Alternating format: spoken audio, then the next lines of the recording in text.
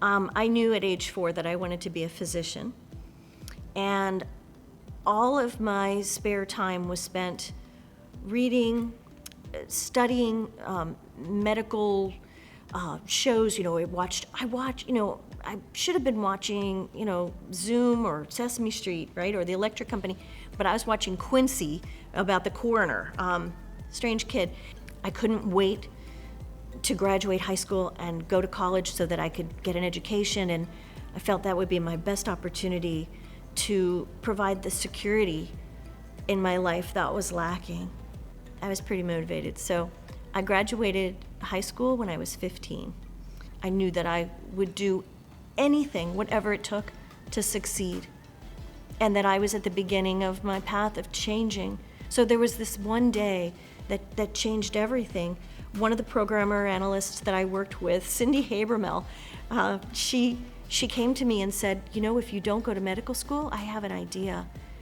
She said, you're really good at fixing and solving technical, equipment.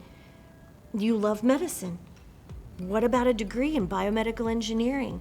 The University of Miami was only the second university in the United States to offer that degree after Johns Hopkins, and it was a PhD or a master's degree at that time.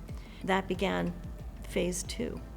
I applied to become a programmer analyst at a small company that was an offshoot of Cordis Corporation.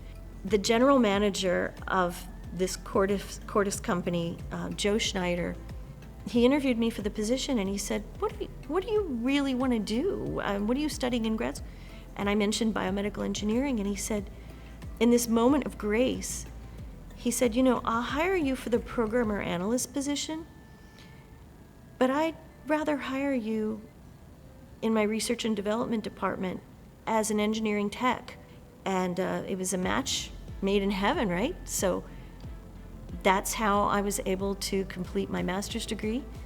And of course, I was fortunate and they hired me after as a full-fledged staff engineer.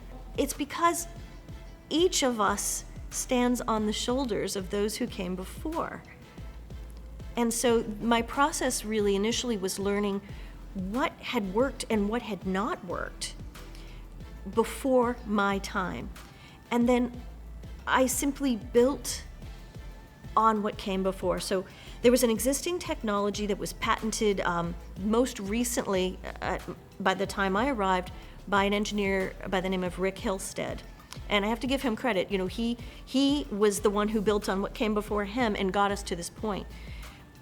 There is the heart of this access device for cardiovascular access. A sheath introducer is the access device. It's used ubiquitously. Almost every time there is a diagnostic or an interventional procedure, whether it be in cardiology, neuroradiology, or any type of interventional radiology. You have to have a way of getting the tools into the patient's body without blood loss. So I thought, there is a way I can solve this problem. I can use the existing design, the design of this complex valve, and change the material to a polymer that I knew was out there that has what we call high tear die B is its standard name. It's a high resistance to tear propagation in a cut polymer. So we had cuts in this polymer. If you can imagine this hemostasis valve, it had a special kind of cut in it to allow the passage of instruments. But the cut was propagating. I knew that there was a way that I could stop that from happening and stop the blood loss. With this product, I feel this gratitude and this engagement with real humans and patients from afar, because I feel like my product is helping hundreds or thousands of patients every year at the same time. It's a further reaching impact. I didn't do it myself, and I think it's really important to recognize I could not have invented that without the complex valve being there, just as none of us could invent, I guess, a smartphone, right, without the prior technology. But I know that I'm preventing blood loss, and it's allowing, especially because largely it's the vulnerable populations that I used to cry in my car about, older people, grandmas and grandpas who need these procedures.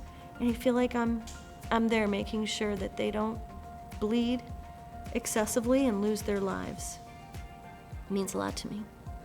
I think to this day, that is my favorite thing about life, is having that curiosity and being so fortunate that I can fill it up, go find out. And it brings me, I'm regularly in a state of joy